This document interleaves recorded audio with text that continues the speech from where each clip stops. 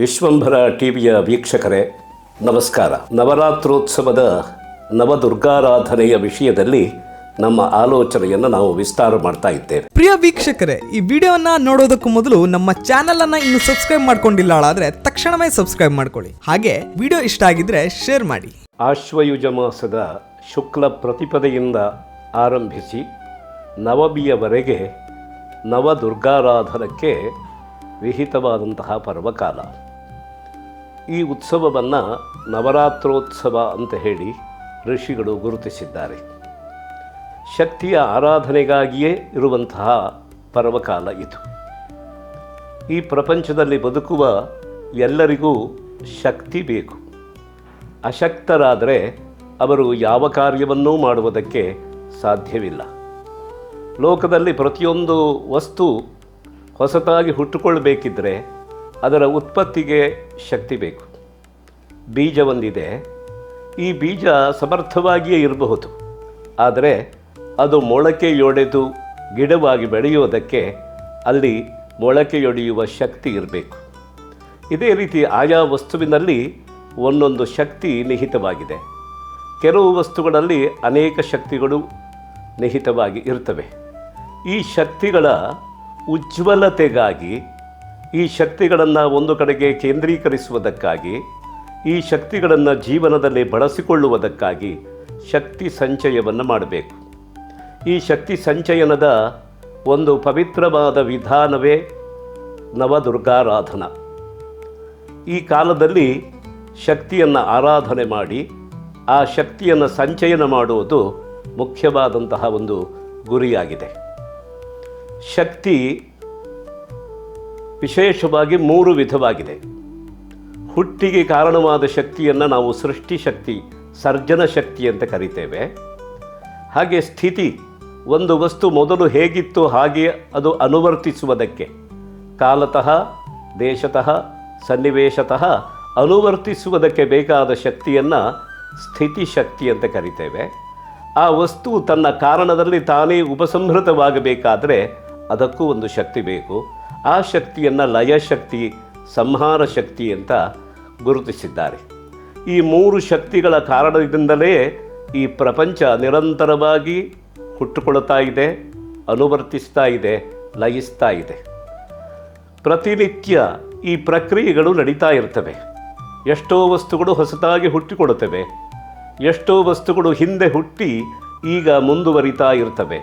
ಇನ್ನೆಷ್ಟೋ ವಸ್ತುಗಳು ತಮ್ಮ ಕಾರಣದಲ್ಲಿ ಉಪಸಂಹೃತವಾಗಿ ಲಯಿಸ್ತಾ ಇರ್ತವೆ. ಇದೊಂದು ನಿರಂತರವಾದ ಚಕ್ರ. ಈ ಚಕ್ರ ಮುಂದುವರಿಯುವುದಕ್ಕೆ ಕಾರಣವಾದಂತಹ ಶಕ್ತಿ, ಅದು ಶಕ್ತಿ ತ್ರಯಾತ್ಮಕವಾಗಿದೆ. ಸೃಷ್ಟಿ, ಸ್ಥಿತಿ, ಸಂಹಾರಗಳ ರೂಪದಲ್ಲಿ ಮುಂದುವರಿತಾ ಇದೆ. ಇದನ್ನೇ ಇನ್ನೂ ಸೂಕ್ಷ್ಮವಾಗಿ ಗಮನಿಸಿದ ಋಷಿಗಳು ಇನ್ನೊಂದು ರೀತಿಯಿಂದ ವಿವರಿಸ್ತಾರೆ. ಮೊದಲು ಯಾವುದೇ ಒಂದು ವಸ್ತು ಹುಟ್ಟುವುದಿರಲಿ, ಅನುವರ್ತಿಸುವುದಿರಲಿ ಅಥವಾ ಅದು ಲಯಿಸುವುದಿರಲಿ, ಅದಕ್ಕೆ ಮೂಲ ಕಾರಣವಾದದ್ದು ಅರಿವು, ಜ್ಞಾನ. ಈ ಜ್ಞಾನವೆಂಬುದೇ ಮೊದಲ ಶಕ್ತಿ. ಜ್ಞಾನವೇ ಒಂದು ಬಯಕೆಯಾಗಿ ಪಾಕವನ್ನು ಪಡೀತದೆ. ಆಗ ಅದು ಆ ಶಕ್ತಿಯ ಇನ್ನೊಂದು ರೂಪ, ಅದನ್ನು ಇಚ್ಛಾ ಅಂತ ಕರೀತಾರೆ. ಇಚ್ಛಾ ಎನ್ನುವುದು ಜ್ಞಾನಶಕ್ತಿಯ ಪಕ್ವವಾದ ರೂಪ, ಅಥವಾ ಇನ್ನೊಂದು ಶಕ್ತಿಯಾಗಿಯೂ ಅದನ್ನು ಸ್ವೀಕಾರ ಮಾಡಬಹುದು. ಆಮೇಲೆ ಜ್ಞಾನ, ಅರಿವು, ಇಚ್ಛಾ, ಬಯಕೆ ಇವೆರಡರಿಂದ ಪ್ರೇರಣೆಯನ್ನು ಪಡೆದಂತಹ ಜೀವಿಯಲ್ಲಿ ಪ್ರಯತ್ನವನ್ನು ಹುಟ್ಟುಕೊಡುತ್ತದೆ. ಕ್ರಿಯಾಮುಖವಾದಂತಹ ಒಂದು ಯತ್ನ, ತೊಡಗುವಿಕೆ, ಅದು ಒಂದು ಶಕ್ತಿಯಾಗಿದೆ. ಹೀಗೆ ಜ್ಞಾನ, ಇಚ್ಛಾ, ಪ್ರಯತ್ನಗಳು ಕೂಡ 3 ವಿಧವಾದ ಶಕ್ತಿಗಳೇ ಆಗಿವೆ. ಈ 3 ವಿಧವಾದಂತಹ ಶಕ್ತಿತ್ರಯ, ಇದನ್ನೇ ಋಷಿಗಳು ದೇವತಾ ಸ್ವರೂಪದಿಂದ ಭಾವಿಸಿ ಆರಾಧನೆ ಮಾಡಿದ್ದಾರೆ. ಈ ಶಕ್ತಿತ್ರಯವನ್ನೇ ಮಹಾಕಾಲಿ, ಮಹಾಲಕ್ಷ್ಮಿ, ಮಹಾಸರಸ್ವತಿ ಎಂಬುದಾಗಿ ಸಂಕೇತ ಮಾಡಿದ್ದಾರೆ. ಮಹಾಕಾಲಿ, ಮಹಾಲಕ್ಷ್ಮಿ, ಮಹಾಸರಸ್ವತಿ ಅಂತ. ಇದನ್ನು ಋಗ್ವೇದ, ಯಜುರ್ವೇದ, ಸಾಮವೇದ ರೂಪವಾಗಿಯೂ, ಅಗ್ನಿ, ವಾಯು, ಸೂರ್ಯವೆಂಬ ತತ್ವಾತ್ಮಕವಾಗಿಯೂ, ಬೇರೆ ಬೇರೆ ಛಂದೋರೂಪವಾಗಿಯೂ ಅದನ್ನು ರೂಪಣ ಮಾಡಿದ್ದಾರೆ. ಆದ್ದರಿಂದ ಈ 3 ಶಕ್ತಿಗಳ ಉಪಾಸನೆ ಮಾಡಿದರೆ ಪ್ರತಿಯೊಬ್ಬನ ಅರಿವು, ಜ್ಞಾನ ಅದು ಯಥಾರ್ಥವಾಗುತ್ತದೆ. ತಪ್ಪಿಲ್ಲದ ಅರಿವನ್ನು ಪಡೆದ ಆ ವ್ಯಕ್ತಿ ಸರಿಯಾದಂತಹ ಒಂದು ಅಪೇಕ್ಷೆಯನ್ನೇ ಹುಟ್ಟಿಸಿಕೊಳ್ತಾನೆ. ಆ ಅಪೇಕ್ಷೆಯಿಂದ ಅದನ್ನು ಕಾರ್ಯರೂಪಕ್ಕೆ ತರುವುದಕ್ಕೆ ಪ್ರಯತ್ನ ಮಾಡ್ತಾನೆ. ಆದ್ದರಿಂದ ಜಾನಾತಿ ಇಚ್ಛತಿ ಯತತೆ ಎಂಬಂತಹ ಜ್ಞಾನ ಇಚ್ಛಾ ಕ್ರಿಯಾ ಅಥವಾ ಪ್ರಯತ್ನ ರೂಪವಾದಂತಹ 3 ಶಕ್ತಿಗಳು ಅವನಲ್ಲಿ ಮೇಳವಿಸ್ತವೆ. ಹಾಗೆ ಮೇಳೈಸಿದಾಗ ಅವನ ಜೀವನ ಚಕ್ರ ಸುಗಮವಾಗಿ ಸಾಗ್ತದೆ. ಹೀಗಾಗಿ ಮಹಾಕಾಲಿ, ಮಹಾಲಕ್ಷ್ಮಿ, ಮಹಾಸರಸ್ವತಿಯರ ಅನುಗ್ರಹ ಬೇಕು. ಈ ಅನುಗ್ರಹವನ್ನು ಪಡೆಯುವುದಕ್ಕೆ ಒಂದೊಂದು ಶಕ್ತಿಯನ್ನು 3 ದಿವಸ ಆರಾಧನೆ ಮಾಡಿ. ಮಹಾಕಾಲಿಯನ್ನು ಆರಾಧನೆ ಮಾಡುವುದಕ್ಕೆ 3 ದಿವಸ, ಮಹಾಲಕ್ಷ್ಮಿಯನ್ನು ಆರಾಧನೆ ಮಾಡುವುದಕ್ಕೆ 3 ದಿವಸಗಳು ಮತ್ತು ಮಹಾಸರಸ್ವತಿಯನ್ನು ಆರಾಧನೆ ಮಾಡುವುದಕ್ಕೆ 3 ದಿವಸಗಳು. ಒಟ್ಟು ಸೇರಿ 9 ದಿವಸಗಳ ಒಂದು ಕಾಲಾವಧಿಯಲ್ಲಿ ಈ 3 ಶಕ್ತಿಗಳನ್ನು ಉಪಾಸನೆ ಮಾಡಬೇಕಾಗಿದೆ.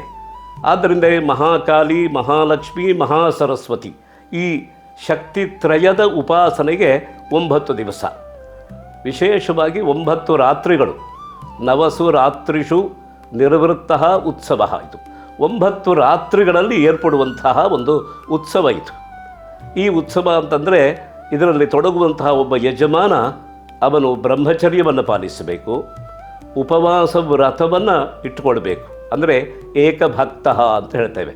ಒಂದೇ ಹೊತ್ತು ಊಟ ಮಾಡಬೇಕು, ಹಗಲೆಲ್ಲ ಉಪವಾಸ ಇದ್ದು ದೇವಿಯ ಆರಾಧನೆಯನ್ನು ಮಾಡಿ ರಾತ್ರಿ ಕಾಲ ದೇವಿಯ ಉಪಾಸನೆಯನ್ನು ಮುಗಿಸಿ ಮಂಗಳಾರತಿಯವರೆಗಿನ ಎಲ್ಲ ಉಪಚಾರಗಳನ್ನು ಪೂರೈಸಿ ಉತ್ಸವ ಅಂತೆ ಪಾರಣಂ ಅಂತ, ಉತ್ಸವ ಮುಗಿದ ಮೇಲೆ ಊಟ ಮಾಡಬೇಕು ಎನ್ನುವುದು ಅದರ ಮುಖ್ಯ ಕಲ್ಪ. ಹಾಗೆ ಇರಬೇಕು. ಬ್ರಹ್ಮಚರ್ಯ ಅವನಿಗೆ ಅನಿವಾರ್ಯ, ಉಪವಾಸ ಅನಿವಾರ್ಯ, ಜೊತೆಗೆ ವಾಗ್ಯತಃ ಅಂತ ಹೇಳಿದ್ದಾರೆ. ಅವನು ನಿಯತವಾದ ಅವಶ್ಯಕವಾದ ಮಾತುಗಳನ್ನು ಮಾತ್ರ ಆಡಬೇಕು, ತನ್ನ ಮನಸ್ಸಿಗೆ ಬಂದ ಹಾಗೆ ಮಾತುಗಳನ್ನು ಆಡುವ ಹಾಗಿಲ್ಲ. ವಾಗ್ಯತಃ ಆ ವಾಂಗ್ ನಿಯಮವನ್ನು ಪಾಲನೆ ಮಾಡಬೇಕು. ಹಾಗೆ ಪಾಲನೆ ಮಾಡಿಕೊಂಡು ದುರ್ಗೆಯ ಆರಾಧನೆ ಮಾಡಿದರೆ ಎಂತಹ ದುರ್ಗತವಾದ ಪರಿಸ್ಥಿತಿ ಬಂದರೂ ಕೂಡ ಅವನು ಅದರಿಂದ ಉತ್ತೀರ್ಣನಾಗ್ತಾನೆ. ದುರ್ಗಾ ಎಂಬ ಹೆಸರೇ ಅಂತಹ ಒಂದು ರೋಮಾಂಚಕವಾದ ಅನುಭವವನ್ನು ಕೊಡುತ್ತದೆ. ಮಹಾಕಾಲಿ ಅವಳು ದುರ್ಗಾ, ಮಹಾಲಕ್ಷ್ಮಿ ಅವಳು ದುರ್ಗಾ, ಮಹಾಸರಸ್ವತಿ ಅವಳು ದುರ್ಗಾ. ದುರ್ಗಾ ಅಂತ ಯಾಕೆ ಹೆಸರು ಬಂತು ಅಂದರೆ, ಜಗದಂಬ ಅವಳು ತನ್ನ ಮಕ್ಕಳು ದುರ್ಗತರಾದಾಗ, ದುಃಖತರವಾದ ಪರಿಸ್ಥಿತಿಗೆ ಅವರು ಸಿಕ್ಕಿದಾಗ, ಅವರಿಗೆ ದಾರಿದ್ರ್ಯ ಬಂದಾಗ, ಅವರು ದಾಟಲಾರದ ಪಾಪಗಳನ್ನು ಮಾಡಿದಾಗ ಆ ಮಕ್ಕಳ ಬಗ್ಗೆ ಒಂದು ನಿರುಪಾಧಿಕವಾದ ಅನುಗ್ರಹವನ್ನು ಮಾಡುವವಳು. ಆದ್ದರಿಂದಲೇ ಅವಳಿಗೆ ದುರ್ಗಾ ಎಂಬ ಒಂದು ಹೆಸರು ಬಂದಿದೆ. ತನ್ನ ಮಕ್ಕಳು ದುರ್ಗತರಾಗುವುದಕ್ಕೆ ಅವಳು ಬಿಟ್ಟುಕೊಡೋದೇ ಇಲ್ಲ. ಆದ್ದರಿಂದ ಅವಳನ್ನು ಆರಾಧನೆ ಮಾಡಿದರೆ ಆರಾಧನೆ ಮಾಡುವವರ ದಾರಿದ್ರ್ಯ ನಾಶವಾಗ್ತದೆ, ಅವರ ದುಃಖ ದೂರವಾಗ್ತದೆ, ಸಂಕಟಗಳೆಲ್ಲ ಬಗೆಹರಿದು ಸಂತಸದ ಬಾಳು ಅವರಿಗೆ ಒದಗಿ ಬರ್ತದೆ. ಜೊತೆಗೆ ಅವರು ಯಾವುದೇ ರೀತಿಯ ಪಾಪವನ್ನು ಮಾಡದೆ ಇದ್ದ ಹಾಗೆ, ಆ ಪಾಪದ ಫಲವಾದ ಆಪತ್ತುಗಳು ಅವರಿಗೆ ಬರದೇ ಇದ್ದ ಹಾಗೆ ಅವಳು ದುರ್ಗಾ ತನ್ನ ಮಕ್ಕಳನ್ನು ಕಾಪಾಡುತ್ತಾಳೆ, ರಕ್ಷಣೆ ಮಾಡ್ತಾಳೆ. ಆದ್ದರಿಂದ ಇದು ಜಗದಂಬ, ಜಗತ್ತಿನ ಮಾತೆಯಾದಂತಹ ದೇವಿಯನ್ನು ದುರ್ಗಾರೂಪವಾಗಿ ಆರಾಧನೆ ಮಾಡುವಂತಹ ಒಂದು ಪರ್ವಕಾಲ.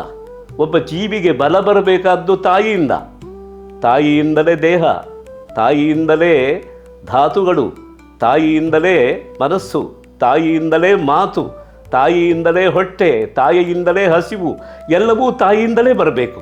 ಆದ್ದರಿಂದ ಆ ಜಗದಂಬೆಯ ಅನುಗ್ರಹವಾಗದೆ ಯಾವ ಮಗುವು ಒಬ್ಬ ಸಶಕ್ತ ಮಗುವಾಗಿ, ಶಕ್ತಿಯುತನಾದ ಸಮರ್ಥನಾದ ಒಬ್ಬ ವ್ಯಕ್ತಿಯಾಗಿ ಬೆಳೆಯುವುದಕ್ಕಾಗಲಿ ಬಾಳಾಟ ಮಾಡುವುದಕ್ಕಾಗಲಿ ಸಾಧ್ಯವಿಲ್ಲ. ಆದ್ದರಿಂದ ಜಗದಂಬಾ ಪ್ರಸಾದ ಸಿದ್ಧಿಗಾಗಿ ಈ ನವರಾತ್ರ ವ್ರತವೆಂಬುದು ಪ್ರಸಕ್ತವಾಗಿದೆ.